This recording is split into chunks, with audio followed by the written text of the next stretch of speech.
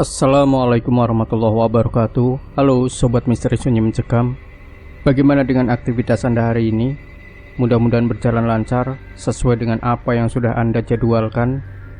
Nah, jumpa kembali bersama kami, channel yang setiap hari selalu menyuguhkan cerita-cerita misteri menarik. Kesempatan kali ini kami sudah menyiapkan sebuah kisah misteri yang berjudul Sumpah Sebelum Kematian. Malam begitu sepi, sudah beberapa hari tidak ada warga desa yang berani keluar setelah adzan maghrib berkumandang. Saat itu seorang perempuan yang baru pulang dari tempat kerjanya terburu-buru melangkah menuju ke rumah setelah turun dari angkutan umum. Ia cukup tenang saat mendengar suara kentongan dari warga yang tengah menjalankan ronda. Setidaknya ia tidak sendirian malam itu. Sebenarnya malam belum terlalu larut, tapi apa yang terjadi di desa belakangan ini membuat warga terpaksa mengunci pintunya rapat-rapat dan menjadwalkan ronda untuk berkeliling lebih awal. Sayangnya, sepertinya perempuan itu terlalu cepat menyimpulkan rasa leganya. Dia yang dimaksud ada di sana, pocong itu ada di sana. Kali ini sosok jasad yang terbungkus kain kafan lusuh itu tengah memandang salah satu rumah yang menjadi awal tragedi itu. Tragedi yang membuat rentetan kejadian tak masuk akal hingga membunuh satu keluarga di desa ini, Desa Danumulyo. Keluarga Raden Sasmito tahun 1994 Jawa Tengah. Katanya Tuhan itu maha adil. Tapi mengapa takdir dan nasib tiap orang bisa begitu berbeda dan terkadang malah berbanding bagaikan bumi dan langit? Apa yang membuat itu semua begitu berbeda? Kerja keraskah? Pendidikan atau apa? Bahkan mereka yang lahir dari rahim yang sama dan tumbuh bersama pun bisa memiliki hidup yang jauh berbeda. Cerita ini tentang keluarga Raden Sasmito, keluarga terpandang yang benar-benar dikenal sangat berpunya dan berpengaruh di kota ini.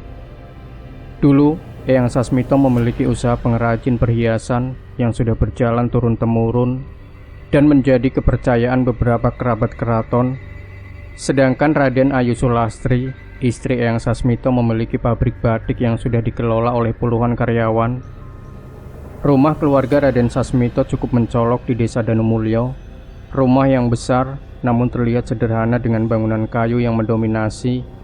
Mereka adalah pekerja keras. Bahkan sebagian sisi rumahnya pun dijadikan bengkel kerajinan perhiasan. Dan satu sisi rumah mereka juga sebagai tempat membatik. Sudah 10 tahun sejak Eyang Sasmito wafat. Ia wafat di umur 80 tahun dan disusul oleh Eyang Lastri 1 tahun kemudian. Eyang Sasmito memiliki 10 anak, namun yang tinggal di desa ini hanya setengahnya. Hanya keluarga Bu Siti yang tinggal di rumah Eyang Sasmito yang begitu besar, dan sisanya tinggal tak jauh di sekitarnya.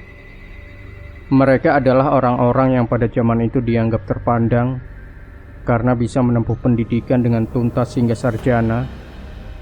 Dengan semua kelebihan itu, ternyata tidak semua dari mereka bernasib sama. Ada yang hidup dengan harta melimpah melalui bisnisnya. Ada yang merasa cukup dengan membuka warung yang sangat sederhana. Dan ada juga yang hidup berkurangan seperti Lek Samin. Desa Danumulyo tidak begitu besar. Bahkan hampir seluruh warga di Desa Danumulyo sebenarnya mungkin memiliki hubungan kerabat, walau dari garis keturunan yang cukup jauh. Hanya sebagian kecil dari pendatang yang akhirnya menetap di desa ini.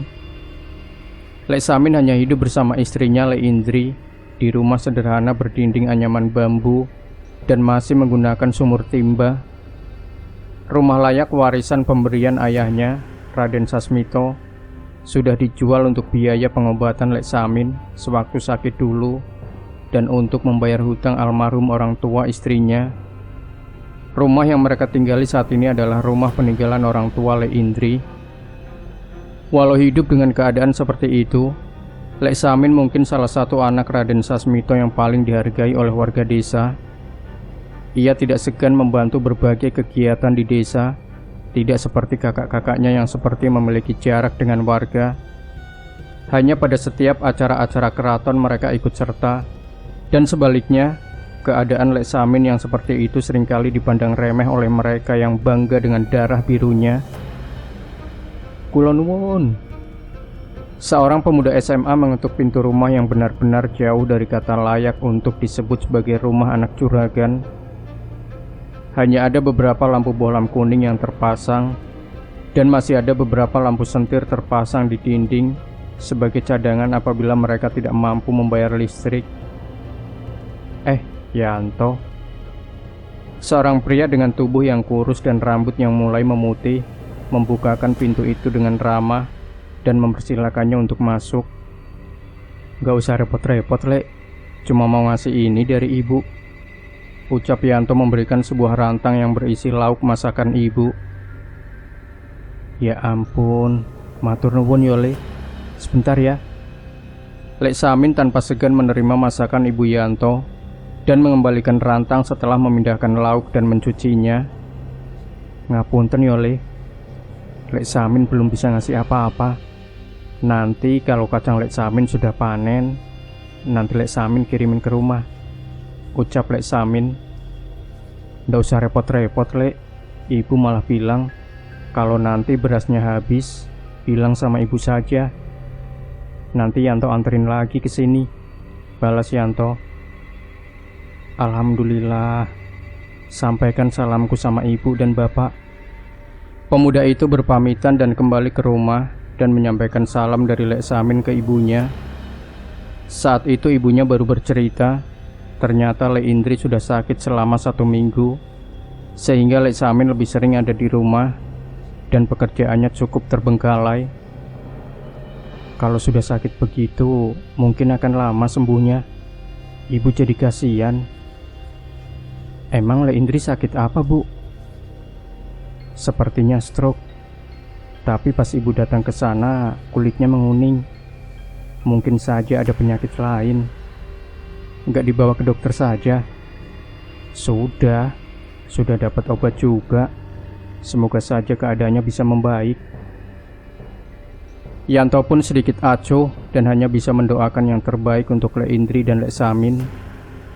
Tapi tanpa disadari, ternyata cerita yang ia dengar itu adalah sebuah awal dari tragedi yang menggegerkan desa ini. Beberapa bulan kemudian, tersebar kabar di warga desa bahwa keluarga besar Raden Sasmito datang dan berkumpul sekedar untuk silaturahmi. Ibu dan bapak pun sempat menghampiri kediaman Eyang Sasmito yang dijadikan tempat mereka berkumpul. Awalnya mereka hanya datang untuk bernostalgia, mampir ke beberapa tempat di desa, dan menemui tetangga dan teman-teman mereka semasa kecil. Tapi setelah pertemuan malam, suasana menjadi berubah. Prang! Suara kaca jendela yang pecah membuat beberapa di sekitar kediaman Sasmito mengintip dari rumah masing-masing apa yang terjadi. "Tolong Mas, tolong. Saya butuh untuk pengobatan Indri." Terdengar suara Lek Samin yang terdorong keluar. "Keluar kamu. Kamu hanya bisa mempermalukan keluarga Sasmito," teriak Pak Rusdi, anak tertua dari keluarga itu. "Tapi Mas, kalau rumah ini dijual, bagian saya bisa untuk mengobati Indri. Dia benar-benar butuh pengobatan yang layak." Lek Samin benar-benar seperti mengemis saat itu. "Kamu tahu sendiri jerih payah Bapak untuk membangun rumah ini. Dan sekarang malah kamu meminta untuk dijual. Otak kamu di mana?" Lek Samin benar-benar menangis. Sepertinya hanya sisa warisan dan pembagian rumah itulah yang menjadi harapannya untuk mengobati istrinya itu. Malam itu Lek Samin meninggalkan kediaman masa kecilnya itu dengan putus asa. Dari balik jendela warga menyaksikan Lek Samin berjalan seorang diri, sembari terisak. Sementara saudara-saudaranya melanjutkan acara mereka dengan begitu meriah. Penyakit Lek Indri semakin parah. Sudah beberapa kali warga membantu untuk membawa ke rumah sakit, namun hanya dirawat selama 3 hari dan akhirnya dipulangkan karena terkendala biaya. Mungkin benar apa yang dipikirkan Lek Samin. Apa yang mungkin bisa menyelamatkan Lek Indri mungkin hanya warisan keluarga Sasmito saja. Namun semua itu seperti jalan buntu untuk Lek Samin. ia sudah menghampiri saudaranya satu persatu, namun hanya penolakan yang mereka terima. Entah mengapa saudara Lek Samin sekejam itu. Seandainya tidak mau menjual rumah Eyang Sasmito, setidaknya mereka meminjamkan uang untuk pengobatan Lek Indri. Sayangnya itu tidak terjadi. Akhirnya 1 bulan setelah pertemuan itu, Lek Indri pun meninggal. Warga desa membantu pemakaman Lek Indri, namun sepanjang hari Lek Samin hanya terpaku, tak mampu menerima kenyataan bahwa istri yang sangat ia sayangi itu sudah tiada. Warga desalah yang membantu segenap prosesi pemakamannya hingga benar-benar selesai. Ada yang aneh saat prosesi pemakaman, tidak ada satupun dari keluarga Sasmito yang datang ke pemakaman Lek Indri. Setelah kepergian Lek Indri, Lek Samin seperti orang yang bingung. Warga desa sering melihat Lek Samin berjalan dengan tatapan kosong. Tak hanya siang, bahkan di tengah malam pun ia sering keluar seorang diri, berkeliling desa tanpa maksud yang jelas. Tahu nggak, kemarin Bu Siti sempat lari ke rumah Pak RT. Dia datang hujan-hujanan sambil ketakutan. Sebuah perguncingan terjadi di antara warga desa yang tengah berkumpul di pos untuk menonton pertandingan bulu tangkis melalui televisi di pos ronda. Ketakutan gimana? Memangnya ada apaan? Bu Siti ketakutan. Malam-malam dia ngeliat Lek Samin diam di seberang rumahnya, memandang rumah itu dari sana. Hujan-hujanan, katanya wajahnya nyeremin. Lah, gimana sih? Kan saudaranya sendiri. Gak tahu, tapi katanya sudah berhari-hari seperti itu. Beberapa hari ini, Bu Siti, istri Pak Rusdi dan keluarga Sasmito yang lain yang tinggal di desa ini terlihat aneh. Mereka beberapa kali mengaku takut dengan keberadaan Lek Samin yang sering terlihat di depan rumah mereka. Mereka sempat mengusir Lek Samin, tapi setelahnya ia datang lagi dan menatap di tempat yang sama. Satu hal yang membuat cerita itu semakin aneh, mereka melihat Lek Samin di depan rumah mereka masing-masing di waktu yang sama. Pak Kades pun kebingungan mendengar laporan dari mereka. Terlebih yang mengadu adalah kerabat Lek Samin yang seharusnya orang yang dimintai tolong ketika terjadi sesuatu dengan Lek Samin. Mereka pun mengambil jalan tengah untuk menghampiri Lek Samin, ditemani oleh perangkat desa. Si Samin harus dikasih pelajaran. Walau dia adik kita, tapi dia sudah keterlaluan. Itu kan namanya meneror, ucap Pak Rusdi. Jangan begitu, Pak. Kita datangi dan omongin baik-baik dulu, tahan Pak Kades. Saat itu terlihat pemandangan mereka tengah beramai-ramai mendatangi rumah Lek Samin, seolah-olah terlihat seperti mendatangi rumah seorang penjahat. Mereka mengetuk pintu rumah yang sangat mengenaskan itu beberapa kali, tapi tidak ada jawaban. Mereka menunggu cukup lama, namun tidak ada pertanda akan ada yang membukakan pintu itu. Pak Rusdi pun berinisiatif membuka pintu yang ternyata tidak terkunci itu. Tapi tepat saat pintu itu terbuka, bau busuk tercium dari dalam rumah. Bau apa ini? Bangkai, tanya Bu Siti. Bukan. Pak Rusdi menjawab dengan wajah pucat. Ia tidak mampu mengatakan apa yang ia lihat dan memilih untuk berpaling menjauh dari pintu. Mayat, itu Lek Samin. Di dalam rumah itu terbaring jasad seorang pria yang telah terbungkus dengan kain kafan. Di bawah sebuah amben yang sudah lapuk, tempat jasad itu dibaringkan, ada bekas sesajen berisi kembang, kemenyan, dan berbagai ubur rampe yang sudah kering. Dengan mudah warga desa bisa mengenali bahwa itu adalah jasad Lek Samin yang hampir membusuk. Namun asal bau itu bukan hanya dari jasad Lek Samin, tapi di sebelahnya juga ada sesosok jasad yang kain kafannya sudah lusuh dengan tanah bekas kuburan. Kulitnya sudah membusuk dan mengeluarkan bau yang sangat menyengat. Itu jasad Indri. Samin membongkar kuburan Indri. Pak Rusdi tidak percaya dengan apa yang ia lihat. Pak Kades merasa bertanggung jawab dan memeriksa jasad itu. Ada cawan kayu di dekat jasad Lek Samin yang sepertinya sebelumnya berisi racun yang mengakhiri hidupnya. Tapi bukan itu yang membuat Pak Kades gemetar. Sebuah tulisan tertulis dengan jelas di dinding rumah Lek Samin yang terbuat dari anyaman bambu. Ia sengaja menulisnya dengan darah, entah darah apa itu. Namun isi tulisan itu tak mungkin bisa mudah dilupakan oleh keluarga Sasmito. Tidak ada satupun dari keluarga Sasmito yang pantas hidup. Mereka bertanggung jawab atas nyawa Indri. Mereka harus melihat dan harus mengingat apa yang telah mereka lakukan pada Indri. Mereka dan siapapun yang terlibat harus merasakan akibatnya.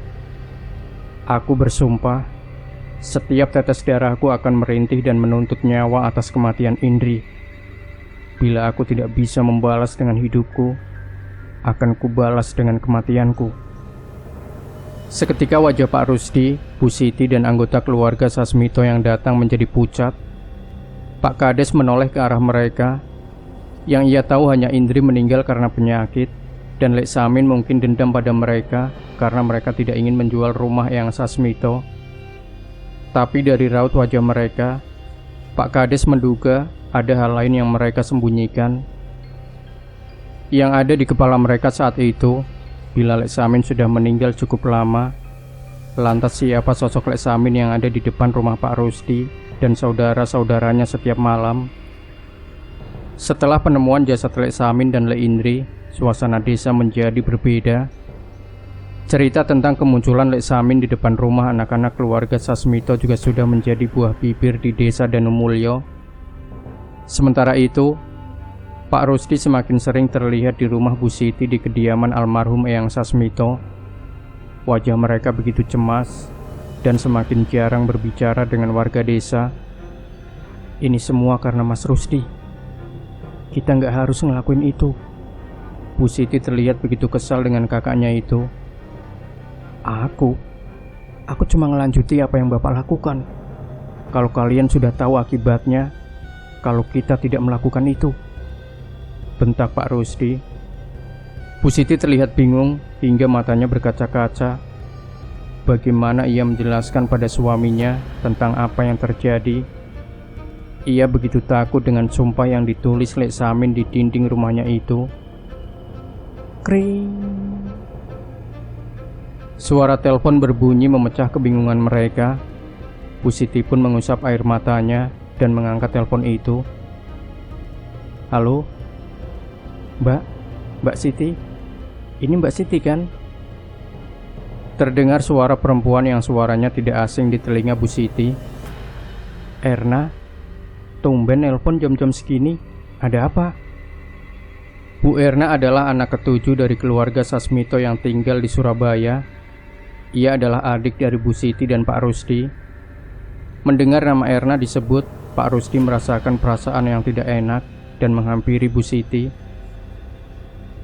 Mbak, Samin Mbak, dia kesini, ucap Bu Emma. Mendengar ucapan itu seketika wajah Bu Siti pucat. Ia pun menoleh ke arah Pak Rusdi. Enggak mungkin nah. Memangnya belum ada yang ngasih tahu kalau Samin sudah meninggal, ucap Bu Siti. Sudah meninggal? Tapi dia ada di sini. Tadi anak-anak yang nyuruh dia masuk. Sekarang dia di ruang tamu. Mendengar ucapan itu Pak Rusdi merebut telepon dari genggaman Bu Siti. Itu bukan Samin. Usir saja Erna, ucap Pak Rusdi. Mas Rusdi lagi di rumah Mbak Siti. Iya, Mas ada urusan sama Siti. Sudah, usir saja dia. Tapi Mas, kalau bukan Samin, bagaimana dia bisa tahu? Ucap Erna dengan nada gemetar. Tahu apa? Dia bertanya, siapa yang meletakkan foto dan rambut Indri di guci tua milik Bapak? Ucap Bu Erna sembari menatap ke ruang tamu di mana Lek Samin sedang berada di sana dan terus memandangnya dengan wajah yang pucat. Mendengar ucapan itu Pak Rusdi menelan ludah. Gimana Mas? Aku jawab apa? Wajah Pak Rusdi dan Bu Siti menjadi pucat.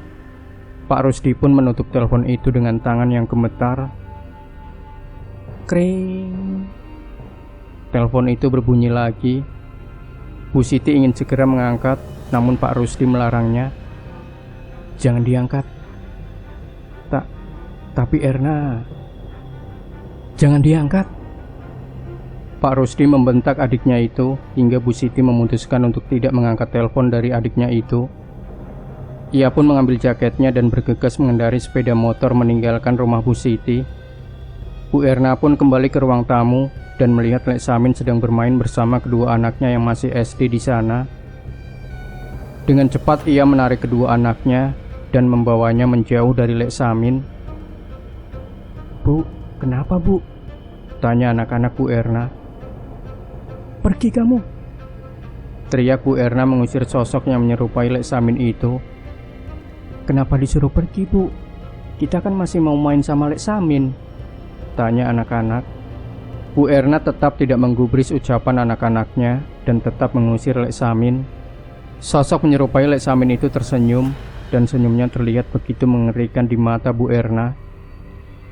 "Nanti malam main lagi sama Pak Lek ya," ucap Lek Samin. Mendengar ucapan itu, Bu Erna segera menyuruh anak-anaknya untuk masuk ke dalam rumah. Saat ia kembali menoleh, Lek Samin sudah tidak ada di tempat itu. Sontak saja rasa takut Bu Erna semakin menjadi-jadi. Ia pun bergegas menelpon suaminya dan memintanya untuk segera pulang. Malam itu Bu Erna tidak bisa tidur dengan tenang. Suaminya sudah mencoba menenangkan istrinya itu, namun perasaan takut tetap menyelimuti dirinya. Akhirnya ia pun memutuskan untuk tidur di kamar kedua anaknya untuk menemani mereka. Langkah Bu Erna terlihat ragu. Ada perasaan yang sangat mengganggunya yang tidak dapat ia jelaskan. Dan baru saja ia membuka kamar anaknya, ia pun sudah disambut dengan pemandangan yang mengerikan. Di langit-langit berhadapan kasur tempat kedua anaknya tengah tertidur, terlihat sosok pocong dengan wajah yang membusuk sedang menatap kedua anaknya. Erna terjatuh kaku melihat sosok yang terus meneteskan liurnya ke kedua anak Erna yang mengigau kesakitan. Jangan. Erna takut, tapi nalurinya sebagai ibu memaksa dirinya untuk memberanikan diri. Bapak, tolong Pak. Teriakan Erna memancing sosok pocong itu menoleh ke arahnya. Erna mengenali wajah itu. Itu adalah wajah dari orang yang mati bunuh diri bersanding dengan mayat istrinya yang ia gali sendiri dari kuburnya. Jasad dari saudara yang satu rahim dengannya. Wajah pocong itu adalah adiknya sendiri, Lek Samin. Enggak mungkin. Kamu sudah mati. Bu Siti selalu terbangun dengan teriakan yang sama. Suaminya Ardiman mencoba menenangkannya dan mencari tahu mimpi apa yang membuatnya seperti itu.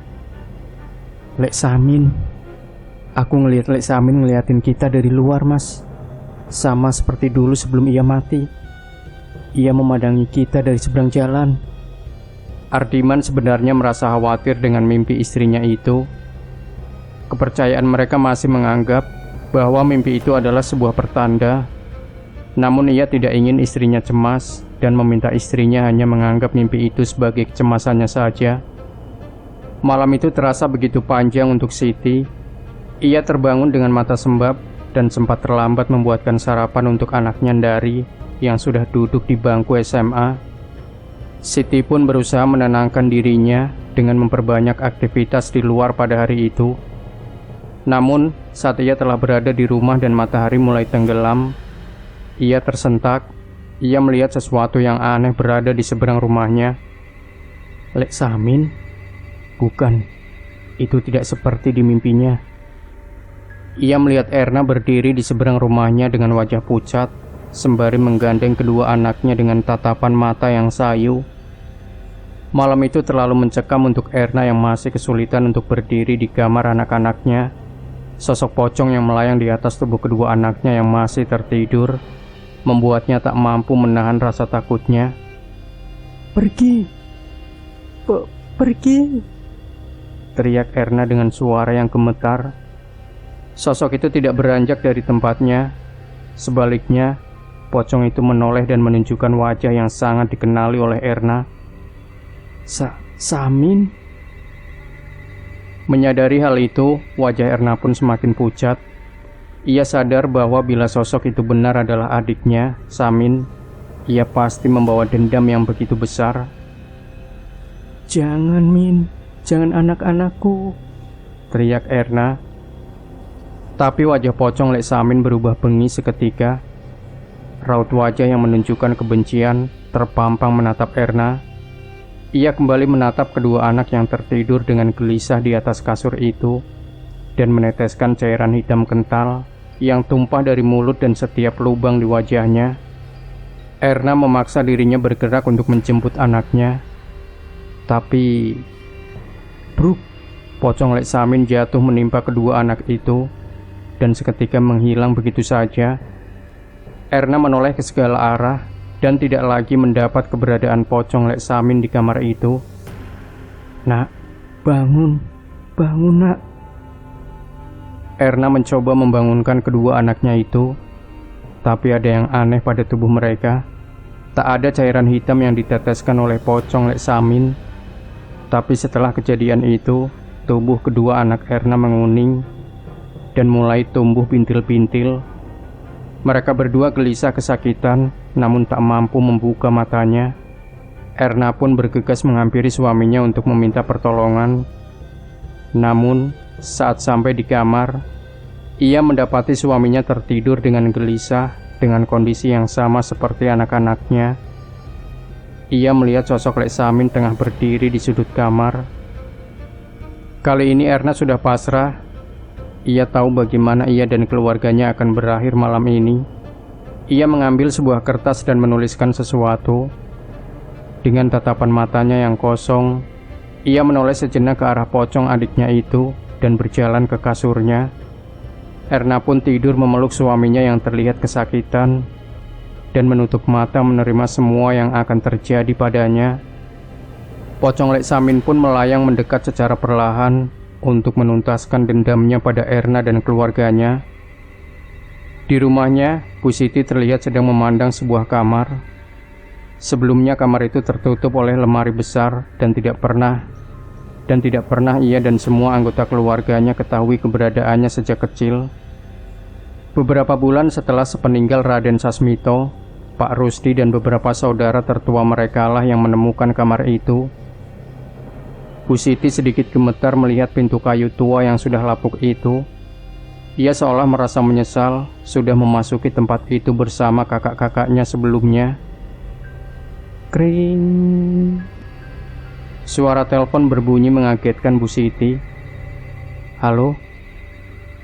Dari mengangkat telepon itu dan mengetahui bahwa Pak Di Sunar yang menelpon mereka. Sunar adalah adik langsung dari Rusdi, kakak dari Siti. Bu Lek Erna meninggal," ucap Dari dengan wajah bingung. Mendengar ucapan itu seketika wajah Bu Siti pucat. Ia bergegas mengambil gagang telepon itu dari tangan Dari. "Mas, yang bener kamu?" Bu Siti tidak percaya dengan ucapan Pak Di Sunar.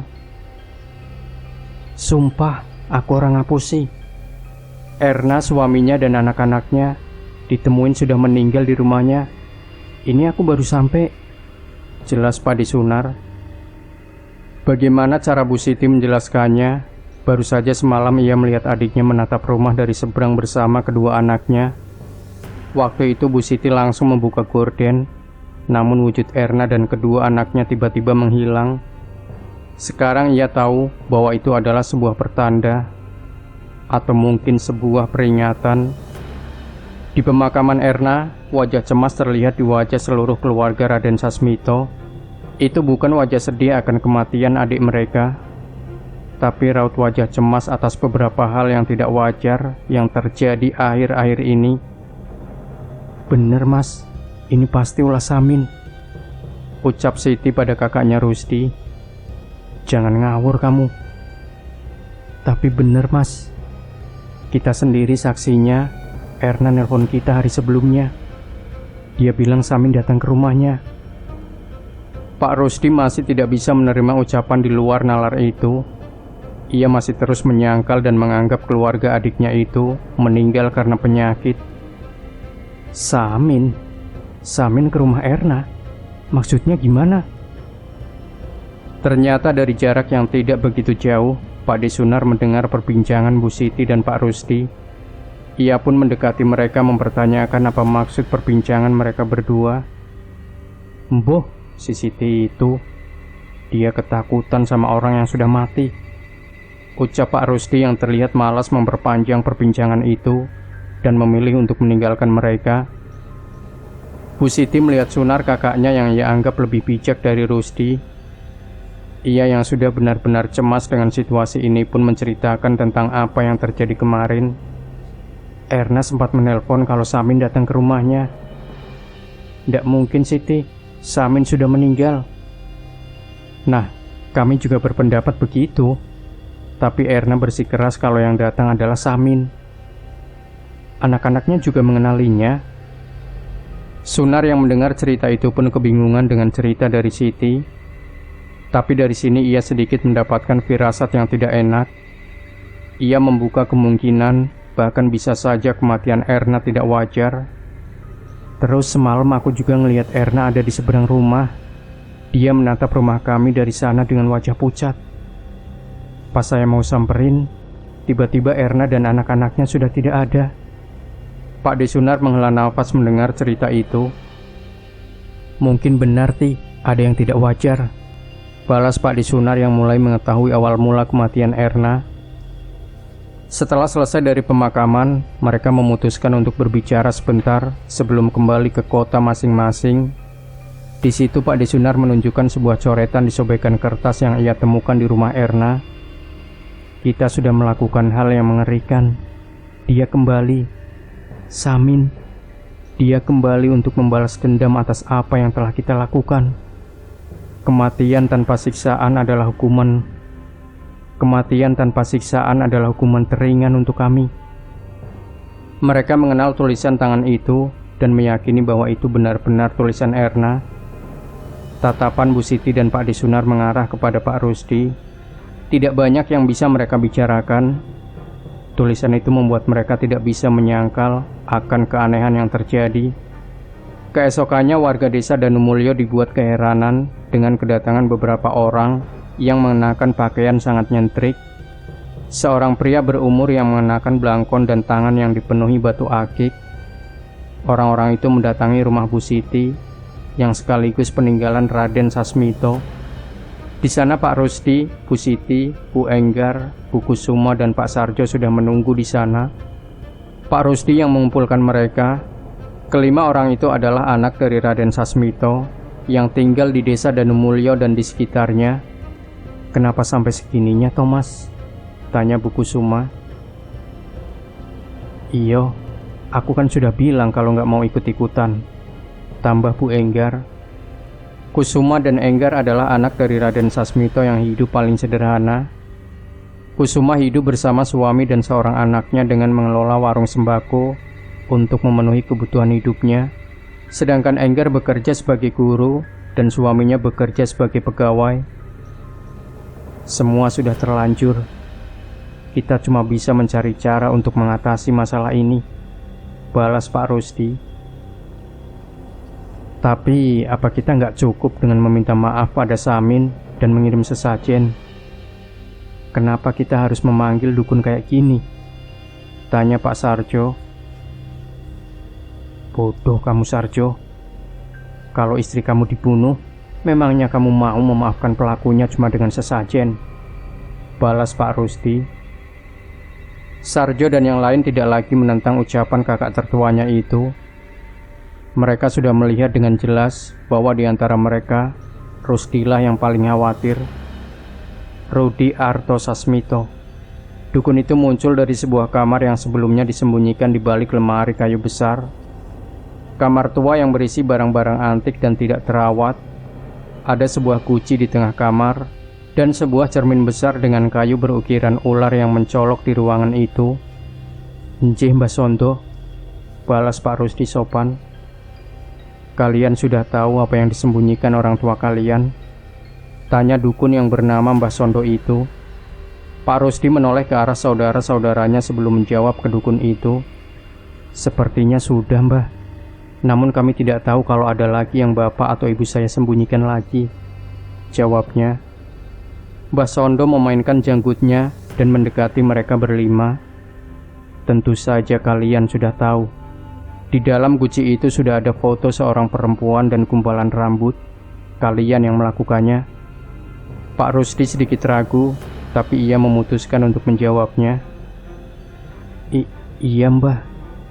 Mbah Sondo mengangguk dan meminta anak buahnya menutup pintu kamar itu dan kembali ke ruang tamu. Sebenarnya kalian mempunyai pilihan untuk tidak meneruskan apa yang telah dilakukan oleh orang tua kalian, ucap Mbah Sondo sambil menggeleng menyayangkan perbuatan anak-anak Raden Sasmito itu. Mereka berlima sedikit menunduk. Walau begitu sepertinya Pak Rusdi terlihat belum menyesali perbuatannya. Tapi Mbah Sondo bisa menolong kami kan, ucap Pak Rusdi. Mbah Sondo meletakkan cangkir kopinya dan tertawa.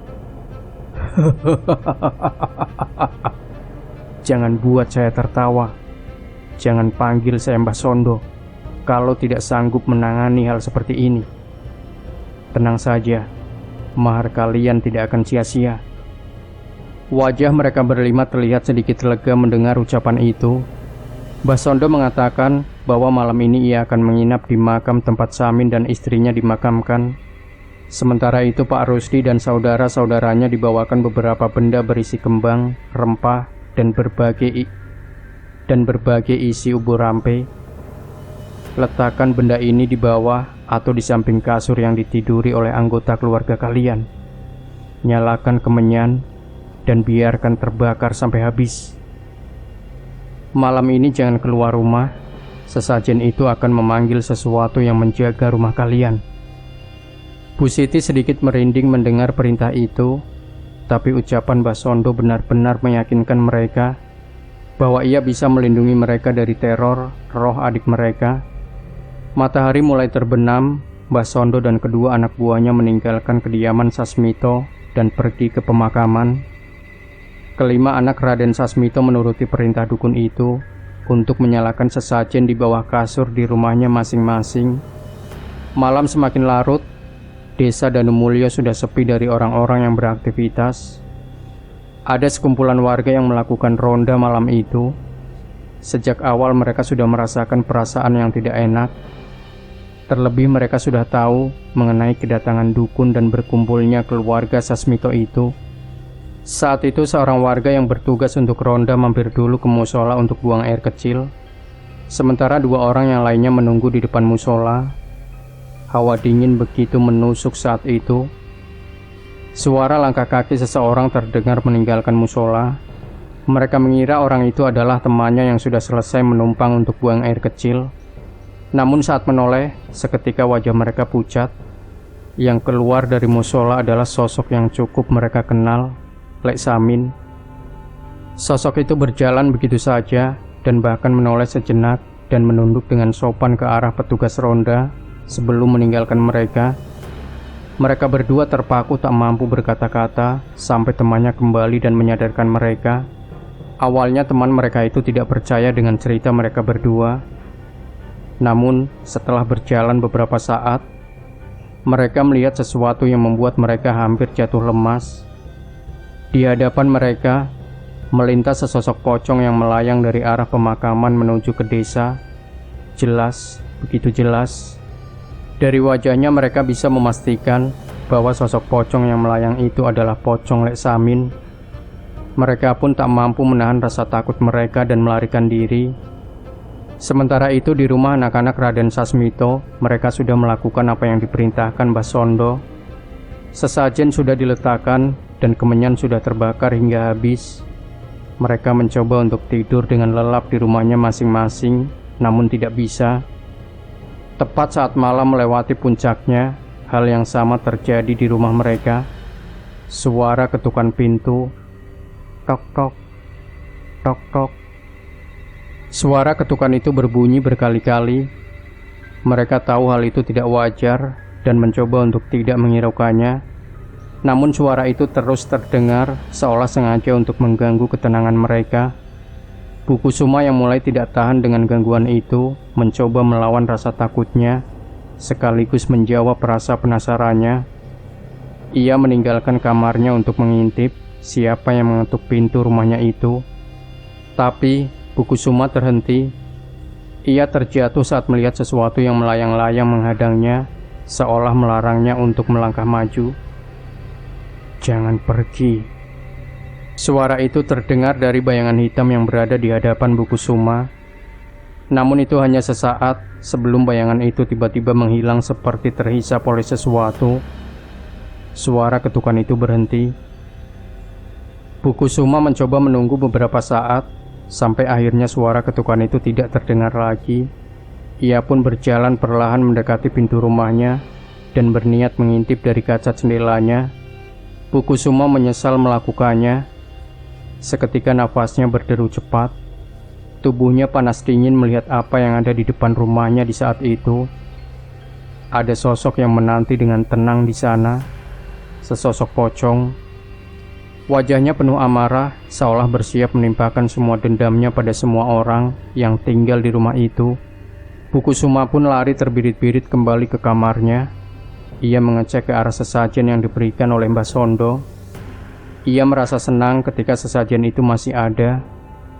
Ia mengambil kesimpulan, jangan-jangan sosok makhluk yang melarang dirinya tadi adalah suruhan Mbah Sondo untuk melindungi keluarganya. Malam itu terasa begitu panjang, tapi pada akhirnya ia pun menemui pagi. Hari berikutnya, kelima anak Raden Sasmito itu saling menghubungi dan sama-sama menceritakan bahwa mereka mengalami kejadian yang sama. Ada ketukan pintu dan mereka sama-sama melihat pocong Lek Samin di depan rumah mereka. Namun sosok itu tidak bisa masuk. Pak Rusdi pun merasa senang bahwa dukun yang ia pekerjakan ternyata benar-benar dapat melindungi mereka. Ia pun ingin menemui Mbah Sondo untuk menanyakan hasil dari ritualnya semalam. Belum sempat mengumpulkan anak-anak Raden Sasmito, Pak Rusdi dan Pak Sarjo bertemu di jalan dan mendapati ada keramaian di desa. Seseorang yang baru saja berlari terengah-engah bercerita dengan wajah pucat. "Pemakaman, di pemakaman," ucap orang itu berusaha mengatur napasnya. "Ada apa di pemakaman?" Ada mayat di pemakaman," lanjut orang itu. Seketika suara kasakusuk terdengar di antara warga. "Jangan bercanda kamu. Namanya pemakaman ya isinya mayat." Orang itu menggeleng. Ia menarik nafas dalam-dalam dan menceritakan apa yang ia lihat. "Ada mayat 3 orang di sana. Pakaian mereka seperti dukun." Mendengar ucapan itu, Pak Rusdi dan Pak Sarjo pun bergegas menuju ke pemakaman dan benar-benar mendapati apa yang seperti warga desa itu ceritakan. Itu Mbah Sondo dan kedua anak buahnya. Mereka mati dengan mengerikan. Seluruh kulitnya menghitam dan darah keluar dari setiap lubang di wajahnya. Belum ada yang berani menyentuh jasadnya itu.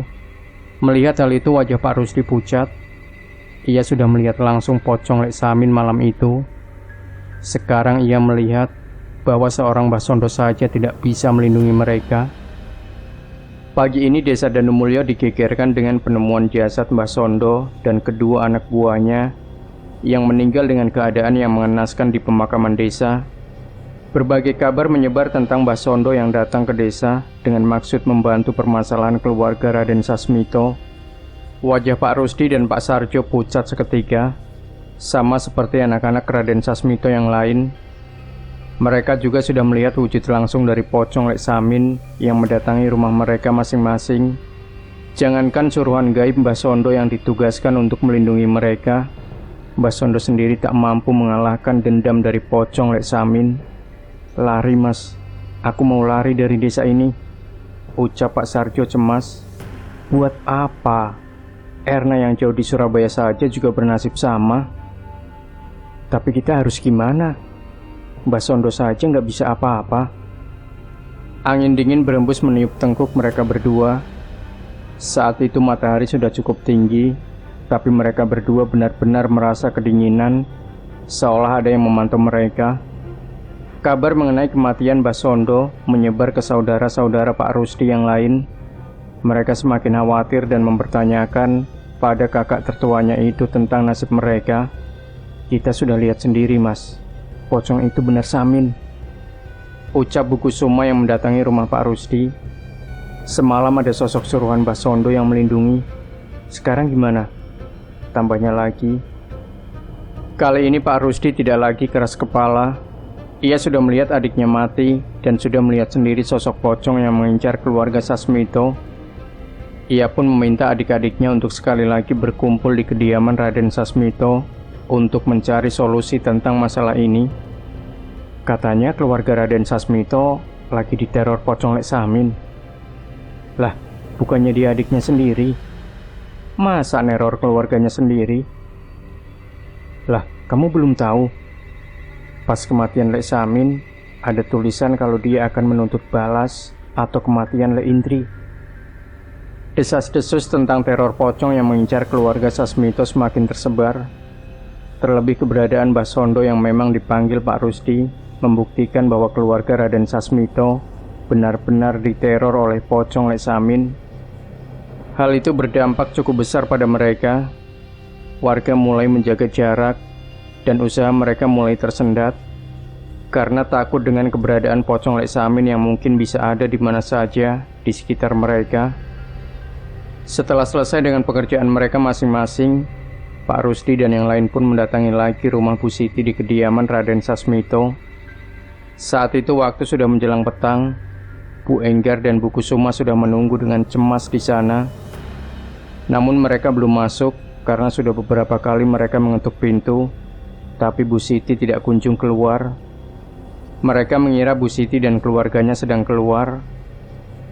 Awalnya Pak Rusdi dan Pak Sarjo ikut menunggu. Namun setelah beberapa saat mereka curiga dengan suara yang muncul dari dalam rumah.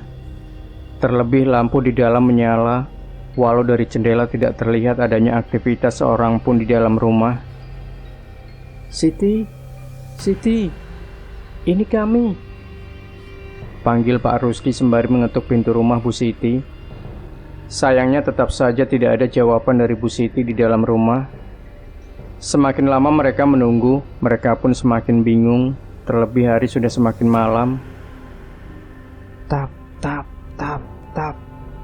Terdengar suara beberapa warga yang berlari dengan wajah pucat melewati rumah Bu Siti. Pak Rusdi dan yang lain pun berdiri dan mendekati mereka. Mas, kenapa lari-lari? Sampai ngos-ngosan gitu? Tanya Bu Enggar. Pak, Bu, mending cepat pergi dari sini.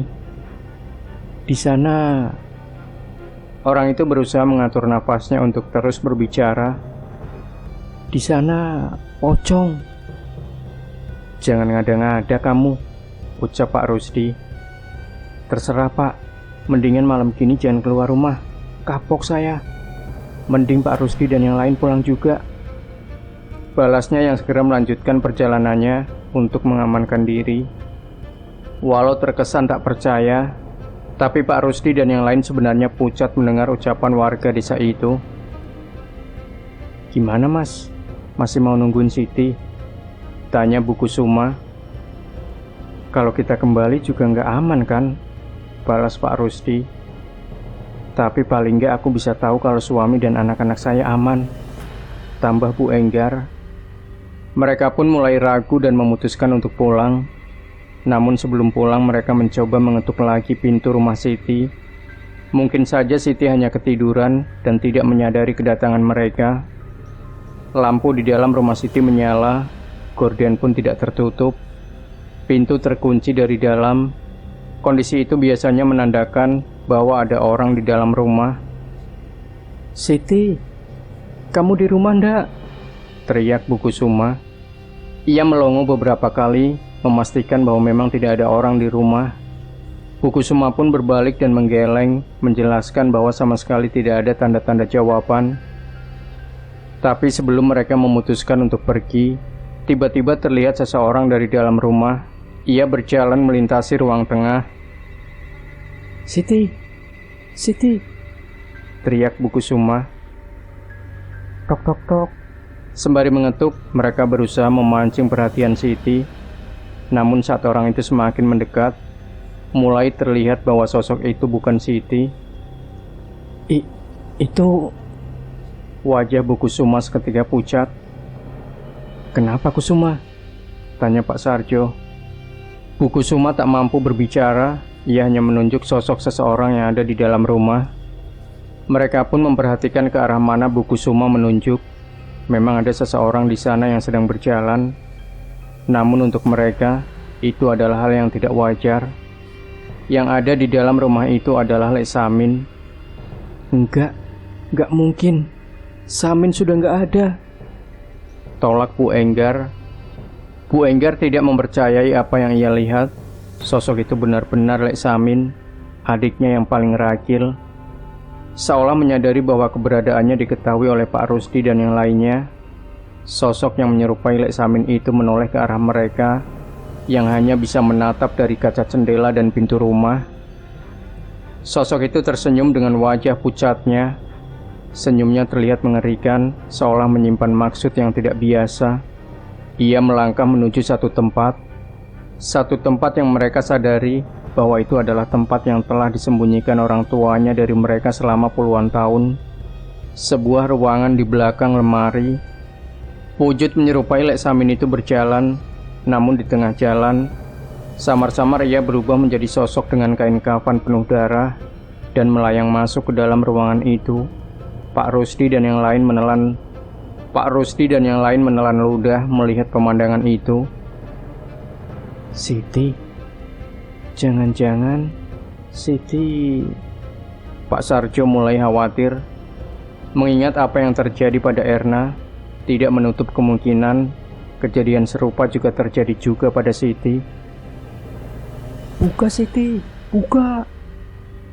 teriak Bu Kusuma yang terus mencoba menggedor-gedor pintu, tapi tetap saja tidak ada jawaban. Pak Sarjo mencari akal dengan memecah kaca pintu dan menggeser engsel kunci dengan memasukkan tangannya ke dalam lubang bekas kaca itu.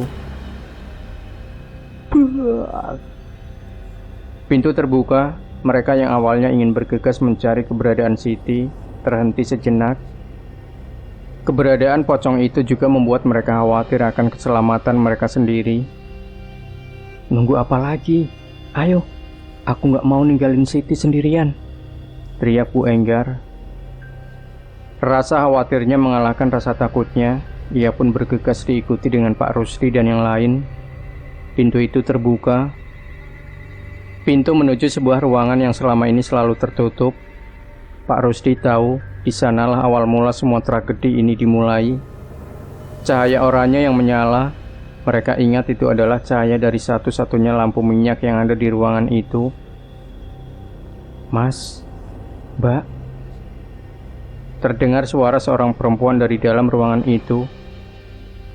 "Siti, itu suara Siti," teriak Pak Sarjo. "Kita mau masuk ke situ lagi?" tanya Bu Kusuma. "Siti ada di sana. Bisa aja dia bernasib kayak Erna kalau kita tinggalin di sana," teriak Bu Enggar.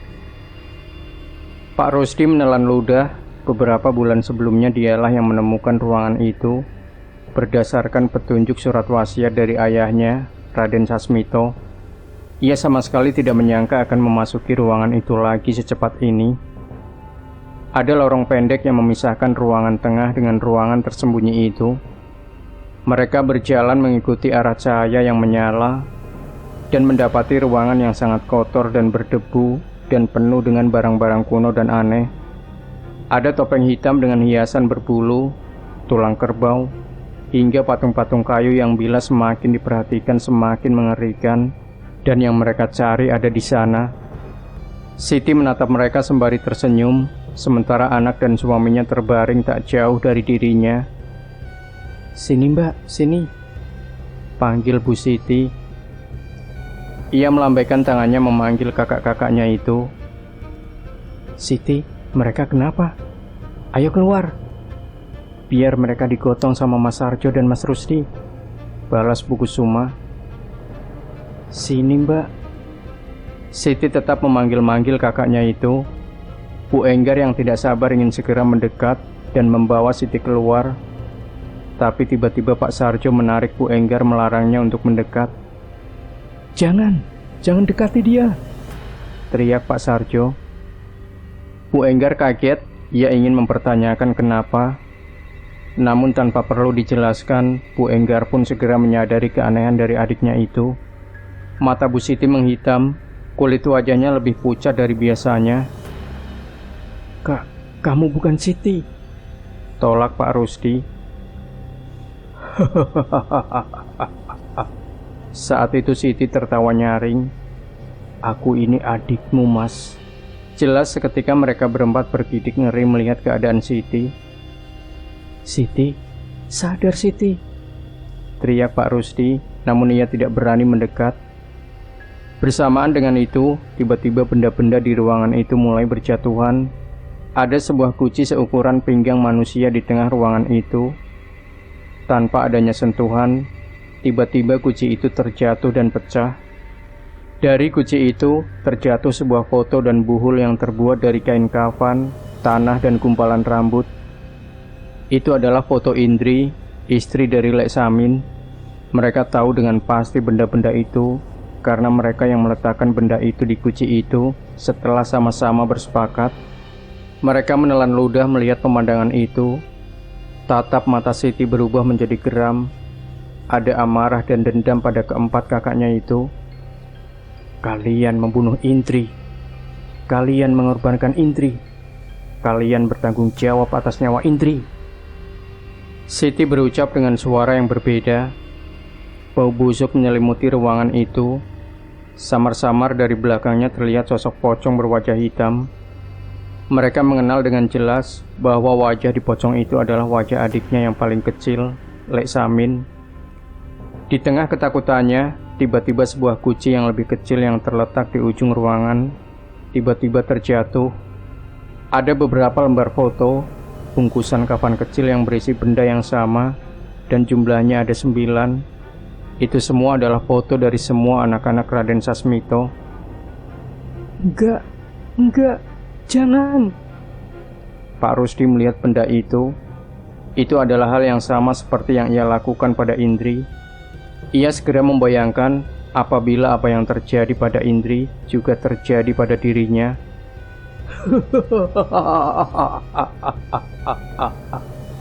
Siti tertawa nyaring lagi, diikuti senyuman mengerikan dari pocong Lek Samin di belakangnya. Tapi tawa itu terhenti seketika saat Siti memutar kepalanya ke belakang dan mematahkan lehernya. Bruk! Tubuh Siti terjatuh di antara tubuh suami dan anaknya. Siti!" teriak Bu Enggar. Pergi dari sini!" teriak Pak Rusdi. Enggar masih menangisi kepergian Siti. Pak Sarjo memaksanya pergi meninggalkan ruangan mengerikan itu yang masih dihuni sosok pocong yang masih belum puas dengan pembalasan dendamnya. Sekuat tenaga mereka lari terbirit-birit meninggalkan rumah yang mereka tinggali saat masih kecil dulu.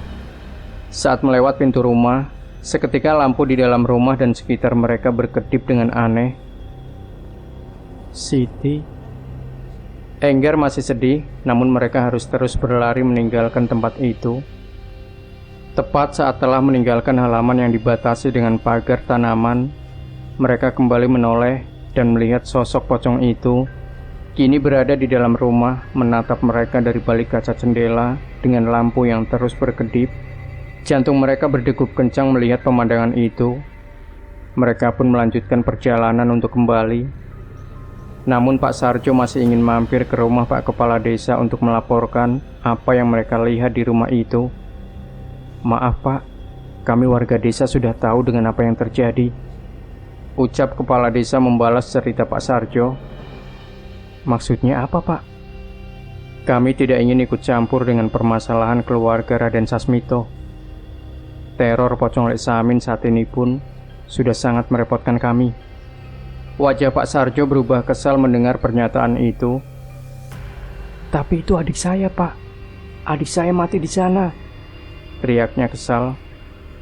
Pak Kades menghela nafas. Ia sudah benar-benar bingung dengan tragedi teror pocong Lek Samin di kampungnya itu. "Kami akan bantu memeriksa besok saat matahari sudah terbit. Saya tidak mau mengambil resiko selama pocong Lek Samin bergentayangan," balas Pak Kepala Desa. Pak Sarjo tidak mampu berbuat apa-apa lagi. Memang warga desa sudah sangat ketakutan dengan kemunculan pocong Lek Samin. Untuk melapor ke polisian, ia membutuhkan perjalanan yang cukup jauh. Dan dalam keadaan ini pasti akan sangat berbahaya. Ya sudah Pak, saya minta tolong bantuannya saja besok Pak. Tolong bantu kami memakamkan jasad adik saya Siti dengan layak, ucapnya.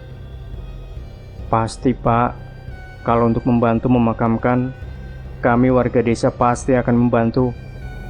Tapi bila harus ikut berurusan dengan pocong itu, kami angkat tangan, jawabnya. Pak Sarjo pun pergi dengan wajah sedih. Ia mengingat bagaimana Siti mati di depan matanya.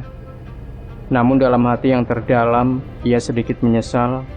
Mengapa ia tidak bersedih dan menyesal seperti ini saat kematian Samin? Saat itu juga ia merasa dirinya benar-benar jahat. Air matanya menetes mengingat apa yang telah ia perbuat. Maafin Mas Yamin, ucapnya dalam perjalanan pulang. Pak Sarjo kembali menuju rumahnya. Sesampainya di rumah, ia melihat lampu rumah sudah menyala. Dan ia menyaksikan istri dan anaknya sedang ramai di rumah menonton televisi. Ia tersenyum sedikit bersyukur masih bisa merasakan bahagia bersama keluarganya. Tapi belum sempat ia memasuki rumah, ia merasakan ada yang memperhatikannya dari belakang. Kamu di situ kan, Min? Ucap Pak Sarjo yang benar-benar merasakan kehadiran pocong Lek Samin. Sekarang Mas mengerti seberapa besar dendamu. Mas benar-benar menyesal dan minta maaf. Jika kamu mau bermurah hati, balaskan saja dendamu pada Mas. Tapi tolong lepaskan anak-anak dan kakak iparmu itu. Mendengar ucapan itu, sosok pocong di belakang Pak Sarjo menatap dengan kesal. Baginya ucapannya sangat tidak masuk akal. Kakaknya Sarjo ingin ia mengampuni keluarganya. Sementara mereka tidak ingat bagaimana mereka menyiksa Indri istrinya sampai mati dengan mengenaskan. Sekali lagi pagi ini desa Dana Mulia diramaikan dengan kematian warganya. Kali ini di kediaman Raden Sasmito yang ditinggali oleh Bu Siti dan anggota keluarganya. Saat matahari terbit, kepala desa meminta tolong beberapa warga untuk memeriksa tempat yang dimaksud oleh Pak Sarjo. Ada jasad 3 orang terbaring di ruangan yang membuat mereka bergidik ngeri. Salah satu dari jasad itu meninggal dengan kepala yang patah memutar ke belakang. Warga segera mengenali bahwa jasad itu adalah jasad Bu Siti. Mereka bingung dengan apa yang terjadi. Namun saat membaca situasi di kamar tersebut, mereka mulai mengerti dengan apa yang sebenarnya terjadi. Pak, sebaiknya ceritakan apa yang sebenarnya terjadi pada keluarga Raden Sasmito, ucap Pak Kades meminta penjelasan dari mereka. Pak Sarjo pun bingung untuk berkata apa, namun tidak ada gunanya mereka merahasiakannya lagi bila akan berakhir seperti Siti dan Erna. Ia pun berjalan ke arah pecahan guci di ruangan itu dan mengambil sebuah foto yang tertutup pecahan guci tersebut. Pak Sarjo memberikan foto tersebut kepada Pak Kades. Pak Kades dan warga desa di tempat itu bingung dengan maksud Pak Sarjo memberikan foto seseorang yang mereka kenal itu foto Indri. Ini maksudnya apa, Pak? Tanya Pak Kades. Ruangan ini adalah tempat terkutuk, tempat di mana dosa-dosa keluarga Sasmito disembunyikan, jelas Pak Sarjo. Pak Kades dan warga desa masih belum mengerti maksud dari Pak Sarjo. Namun, sebelum mereka bertanya, Pak Sarjo melanjutkan ceritanya. Bapak memang seorang raden dengan gelar yang diberikan dari keraton. Namun ternyata Bapak juga merupakan abdi dari keraton lain, keraton yang tersembunyi di bukit batas laut. Pak Kades mengernyitkan dahinya. Tidak ada keraton di sana, kecuali... Benar, Bapak mengabdi pada keraton gaib. Wajah warga desa yang berada di tempat itu seketika berubah. Mereka sedikit tidak percaya dengan apa yang Pak Sarjo ceritakan. Keraton gaib Bukit Batas Laut hanya diketahui oleh beberapa orang tertentu. Tempat itu adalah kerajaan tak kasat mata yang dikuasai oleh sosok-sosok gaib. Konon, mereka adalah abdi-abdi dalam gaib yang bertugas menjaga kerajaan. Namun seiring perjalanan mereka mulai membuat ulah dengan meminta tumbal sebagai bayaran atas pengabdian mereka. Hal itu membuat mereka dikutuk dan dibuang dari kerajaan. Abdi-abdi itu berkumpul di bukit batas laut dan membuat kerajaan sendiri. Bahkan ketika zaman kerajaan sudah berakhir, keraton gaib ini masih tetap ada. Mereka membalas dendam dengan menjadikan manusia sebagai abdi mereka. Entah mengapa Bapak mengabdi pada keraton itu. Mungkin saja semua kekayaan dari kekuasaan Bapak ada yang berasal dari keraton itu. Pak Sarjo mengatakan bahwa semua anak-anak Raden Sasmito baru mengetahui kenyataan ini ketika ayahnya telah meninggal dan menemukan ruang tersembunyi ini. Mereka mendapat wasiat tentang pengabdian ayahnya pada sosok punden di keraton gaib. Ada sosok yang harus diberi makan dan dipenuhi keinginannya bila anak-anaknya masih ingin menikmati wahyu dari keraton itu. Beberapa anak tertua yang membaca wasiat itu, awalnya mereka tidak ingin memperdulikan lelaku ayahnya dan merasa sudah sangat berkecukupan dengan apa yang mereka miliki. Namun, setelah membaca wasiat itu, semuanya tiba-tiba berubah. Bisnis Pak Rusdi terpuruk, pelanggan Bu Enggar mulai sepi, dan hampir semua anak-anak Raden Sasmito mengalami musibah. Dan mereka yang membaca wasiat itu didatangi sosok makhluk berwujud pocong bersama iring-iringan kereta kencana yang hanya berdiam di halaman rumah mereka. Ada pocong yang menanti di kereta kencana. Mereka seolah ingin mengenalkan diri bahwa merekalah yang memberikan wahyu pada keluarga Raden Sasmito selama ini. Anak-anak Raden Sasmito merasa tertekan ketika terhimpit permasalahan ekonomi. Mereka tidak siap bila dipandang rendah oleh orang-orang yang selama ini mereka remehkan. Pada akhirnya, mereka kembali lagi ke ruangan itu dan dihadapkan pada sebuah kunci. Berikan satu nyawa dari keluarga ini, dan kalian mendapatkan kembali semua yang pernah kalian nikmati. Ada sosok bayangan hitam di ruangan itu yang muncul dan berkata pada mereka, dan kemudian menghilang begitu saja. Pak Rusdi yang sudah benar-benar tertekan dengan keadaan itu mencoba meyakinkan adik-adiknya yang berada di sana untuk melanjutkan wasiat ayahnya. Jelas mereka tidak bersedia bila ada anggota keluarganya yang harus menjadi tumbal atas hasrat mereka. Tapi Pak Rusdi tidak menyerah. Ia menceritakan bagaimana Indri, istri Lek Samin, seharusnya tidak menjadi bagian dari keluarga mereka. Ia bukan keturunan darah biru seperti mereka dan menjadi beban bagi Lek Samin. Keluarganya orang tidak berpunya dan selalu menghabiskan harta Lek Samin. Bahkan seluruh warisan dari Raden Sasmito untuk Lek Samin pun habis karena Indri dan orang tuanya yang sempat sakit-sakitan. Ragu, namun apa yang dikatakan Pak Rusdi, masalah ekonomi dan semua tekanan yang mereka rasakan saat ini membuat mereka merasa bahwa mungkin saja pengorbanan kecil tidak begitu masalah. Mereka juga berpikir, toh mungkin saja Lek Samin akan lebih bahagia bila ia memiliki pasangan yang lebih pantas selain Indri. Pak Rusdi dan adik-adiknya pun mengatur rencana. Kedatangan Erna saat mampir ke rumah Bu Siti, mereka gunakan sebagai alasan untuk mampir ke rumah Lek Samin dan Indri. Mereka menyelinap dan mengambil rambutnya untuk memenuhi syarat yang dibutuhkan untuk mempersembahkan Indri pada sosok punden penguasa keraton Bukit Batas Laut. Rambut yang disatukan dengan tanah kuburan Raden Sasmito dibungkus dengan kain kafan menjadi sebuah buhul. Benda itu disatukan dengan sesajen dan foto Indri lalu dimasukkan ke dalam guci. Hal itu menandakan bahwa mereka merelakan Indri sebagai tumbal atas wahyu yang mereka minta. Benar saja, setelah ritual itu, keadaan anak-anak dari Raden Sasmito kembali pulih. Usaha mereka kembali lancar. Mereka kembali dihormati, seolah ada sesuatu yang membuat mereka sudah diterima banyak orang.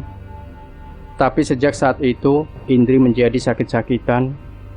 Walau Lek Samin sudah mengusahakan berbagai cara pengobatan, Indri malah semakin parah dan kondisinya semakin mengenaskan. Lek Samin sama sekali tidak curiga dengan apa yang terjadi pada istrinya. Ia menganggap semua yang istrinya alami adalah penyakit biasa dan merawatnya sepenuh hati dengan apa yang ia punya. Kami tidak menyangka Samin akan mengetahui semua apa yang kami lakukan. Kami benar-benar sudah bersalah pada Samin. Mendengar semua cerita itu, Pak Kades dan warga desa hanya bisa menahan nafas, mengetahui seberapa teganya mereka pada adik iparnya sendiri. Berarti benar, selama ini yang meneror desa adalah Pocong Lek Samin? Tanya Pak Kades. Pak Sarjo mengangguk. Pak Kades menggeleng mendengar semua cerita Pak Sarjo. Mereka tidak menyangka bahwa Raden Sasmito melakukan itu semua. Mereka tidak menyangka bahwa Raden Sasmito melakukan itu semua semasa hidupnya. Ia pun mengajak Pak Sarjo dan kerabatnya untuk menemui salah seorang sesepuh desa yang juga merupakan seorang ustadz kenalan Pak Kades, Ustadz Hashim namanya. Mungkin di desa Danumulyo hanya beliau yang bisa menolong keluarga Raden Sasmito. Pak Sarjo setuju, tapi saat ia mengatakan pada kakak dan adik-adiknya, perseteruan terjadi di antara mereka. Bodoh, ngapain sampai bicara sama kepala desa? Kamu mempermalukan nama keluarga Raden Sasmito, bentak Pak Rusdi. Terserah kalian mau mencaci saya apa, tapi saya tidak mau mati sia-sia, balas Pak Sarjo. Ya nggak gitu mas. Sekarang mereka tahu kalau keluarga kita berurusan sama keraton gaib itu. Udah pasti mereka bakal memandang buruk keluarga kita. Kalau cuma orang pintar, kita bisa cari yang lain, bantah Buku Suma. Pak Sarjo menggebrak meja. Ia benar-benar kesal dengan respon dari adik-adik dan kakaknya itu. Siti sudah mati, dan kalian masih seperti ini. Ketegangan terjadi di antara mereka semua, dan Pak Sarjo memilih untuk mengalah. Ia pun pergi meninggalkan saudara-saudaranya itu, dan memilih untuk menemui Ustadz Hashim seorang diri. Ditemani oleh Pak Kades, menjelang petang Pak Sarjo menemui Ustadz Hashim yang tinggal tak jauh dari pesantren tempatnya mengajar. Mereka berdua melintasi desa dengan berjalan kaki saat langit masih terlihat memerah. Ada sebuah rumah kayu yang cukup besar. Terlihat sederhana, namun begitu asri. Pak Sarjo dan Pak Kades pun mengetuk pintu rumah tersebut. Tok tok tok. Assalamualaikum. Pak Kades mengetuk beberapa kali pintu rumah itu, namun sama sekali tidak ada pertanda jawaban dari dalam rumah tersebut. Kula nuwun, Ustadz Hashim, panggil Pak Kades lagi. Namun sama saja, tidak ada jawaban dari dalam. Mereka pun cukup kecewa ketika tidak bisa menemui Ustadz Hashim saat itu. Tapi saat mereka hendak berbalik, tiba-tiba terlihat seseorang berjalan dengan terburu-buru menghampiri mereka. Maaf, sudah lama ya? Ayo masuk. Itu Ustadz Hashim. Walau sudah cukup berumur, ia masih cukup lincah, dan seringnya ia tersenyum, membuatnya ia terlihat seperti masih muda. Iya Ustadz, maaf mau merepotkan. Sudah, ayo masuk dulu. Ustadz Hashim melihat keluar sebentar dan menutup pintu rumahnya. Ada urusan apa kalian dengan pocong itu? Tanya Ustadz Hashim. Pak Kades dan Pak Sarjo saling bertatapan. Jelas saja mereka bingung dengan pertanyaan Ustadz Hashim, sementara mereka juga belum menceritakan apa tujuan mereka datang kepadanya. Ustadz, gimana Ustadz bisa tahu? Tanya Pak Kades. Dia masih ada di depan, jawab Pak Ustadz. Sepertinya bukan masalah sepele ya.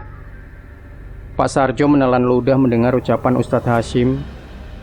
Ia merinding membayangkan ada sosok pocong Lek Samin yang menantinya di luar rumah. Maaf Pak Ustadz, saya dan saudara-saudara saya sudah bersalah. Kami mengorbankan istri Lek Samin untuk menjadi tumbal punden keraton gaib yang diikuti oleh Bapak. Pak Sarjo segera mengambil tangan Ustadz Hashim setengah memohon. Wajah Ustadz Hashim berubah mendengar perkataan itu. Ia terlihat geram dengan ucapan Pak Sarjo. Kamu tahu seberapa besar dosa bersekutu dengan setan? Teriak Ustadz Hashim. Kami salah Pak Ustadz, ucap Pak Sarjo. Kami? Siapa kami? Yang merasa bersalah hanya kamu sendiri. Tapi saya hanya manusia yang bisa menolong diri kalian, hanya pengampunan dari Allah. Itu hanya bisa terjadi bila kalian memang tahu kalian bersalah dan memohon pengampunan pada Allah. Pak Sarjo terdiam. Seketika ia teringat pada saudara-saudaranya yang menentangnya dan memilih untuk mencari dukun lain untuk melawan pocong adiknya sendiri. Semoga sekarang belum terlambat. Ustadz Hasyim bergegas mengajak mereka menemui anak-anak Raden Sasmito yang lain. Belum sempat mereka keluar, tiba-tiba pintu rumah Ustadz Hasyim terbuka terbanting begitu saja. Langit malam terlihat begitu gelap, sementara tiba-tiba semua lampu penerangan di rumah Ustadz Hasyim mati.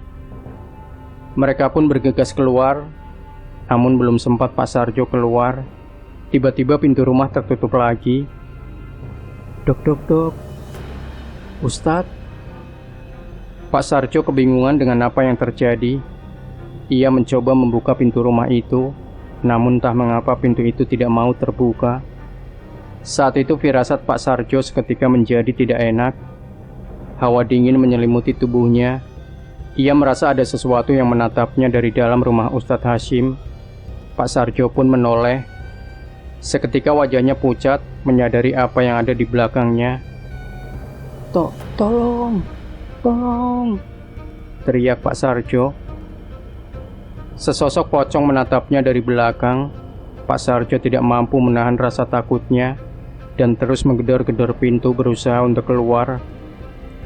Pak Kades mencoba membuka pintu rumah itu, namun tetap gagal. Sementara Ustadz Hasyim terlihat terpaku ke salah satu arah. Ustadz tidak usah ikut campur. Aku hanya ingin menghukum mereka atas perbuatan mereka. Ada sosok yang mengancam Ustadz Hasyim. Sosok yang tidak asing di mata Ustadz Hasyim dan warga desa. Sosok seorang pria yang dulu dikenal baik semasa hidupnya, Lek Samin. Dusta, apa yang kau balaskan? Kau bukan Samin, ucap Ustadz itu. Bicara apa? Aku Samin. Aku Samin yang menuntut balas atas kematian istriku, teriaknya. Ustadz Hasyim tidak peduli. Ia membacakan doa-doa yang cukup panjang hingga wujud Lek Samin itu terlihat terganggu. Tunjukkan wujud asli kalian, perintah Ustadz Hasyim. Wujud Lek Samin terlihat gelisah. Doa-doa Ustadz Hasyim pun perlahan membakar tubuh Lek Samin. Panas, panas. Teriakan Lek Samin saat itu tiba-tiba memanggil sosok yang tiba-tiba muncul di sekitar rumah itu. Pocong. Puluhan pocong mengelilingi rumah Ustadz Hasyim. Ada kereta kencana yang membawa sosok pocong dengan wajah yang begitu mengerikan. Ustadz Hasyim tidak gentar. Ia terus membaca doa dan meminta Pak Kades mengikuti setiap ayat-ayat yang ia bacakan. Ini urusan kami.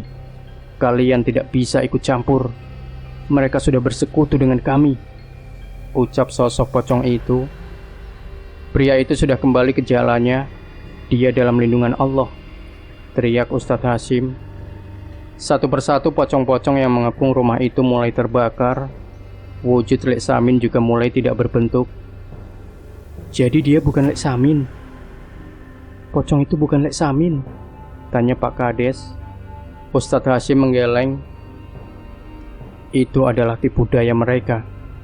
Mereka mengambil wujud Lek Samin agar anak-anak Raden Sasmito semakin tersesat dengan bersekutu dengan dukun-dukun itu juga, jelas Ustadz Hasyim. Pintu rumah Ustadz Hasyim terbuka. Pak Sarjo berlari keluar dengan wajahnya yang pucat. Tepat di belakangnya ada sosok pocong yang mulai terbakar sama seperti yang lainnya. Bacaan doa Ustadz Hasyim semakin lantang. Bersamaan dengan itu, pocong-pocong yang mengelilingi rumah itu mundur meninggalkan mereka. Manusia itu tidak akan bisa lolos dari kami, ucap wujud Lek Samin yang ikut pergi meninggalkan mereka. Pak Sarjo benar-benar takut. Ia tak hentinya memegangi lengan baju koko Ustadz Hasyim. Gimana Ustadz? Kita harus menolong saudara-saudara saya juga, khawatir Pak Sarjo. Ustadz Hasyim menggeleng. Sudah terlambat. Pak Sarjo dan Pak Kades bingung dengan maksud Ustadz Hasyim. Maksudnya apa Ustadz? Tanya Pak Sarjo. Ustadz Hasyim berjalan mendekati ke arah Pak Kades. Kumpulkan warga untuk mengevakuasi jasad mereka. Biar saya bantu untuk mendoakan mereka. Pak Kades setengah tidak percaya. Namun saat perjalanan, mereka dicegat oleh beberapa warga. Pak Kades, Warga datang dengan wajah panik. Mereka menceritakan bahwa ada laporan tentang kematian Pak Rusdi, Bu Kusuma, dan Bu Enggar. Mendengar itu Pak Sarjo pun panik. Ia segera berlari dan menemui kerabat-kerabatnya itu. Dan benar, ia mendapati jasad kakaknya dan adiknya tengah dievakuasi. Jantung Pak Sarjo berdebar kencang. Dari jauh ia melihat ada sosok yang berdiri di ujung jalan yang membuat seluruh warga yang berada di tempat itu pucat. Pocong, itu pocong, teriak salah satu warga. Pak Sarjo menelan ludah. Ia sudah bisa menebak bahwa pocong itu mengincar dirinya. Tapi saat itu, tiba-tiba warga desa mengelilingi Pak Sarjo, seolah sengaja melindungi dirinya dari sosok pocong itu. Sudah cukup banyak yang mati, apa masih kurang? Teriak salah seorang warga yang kesal. Kami tidak akan takut lagi.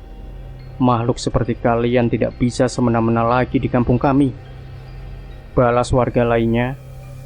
Warga-warga di sekitar Pak Sarjo bergumam membacakan sesuatu. Dengan jelas Pak Sarjo segera menyadari bahwa mereka membacakan ayat kursi untuk mengusir pocong itu. Melihat itu Pak Sarjo juga tak ingin diam. Ia pelan-pelan mengikuti hafalan doa-doa yang sudah lama ia lupakan itu. Caramu untuk membalas dendam adalah cara terkutuk. Maafkan dan lepaskan kakakmu ini. Saya akan mengajarkan mereka untuk mengirimkan doa untukmu agar Allah mengampuni dosa-dosamu, ucap Ustadz Hashim.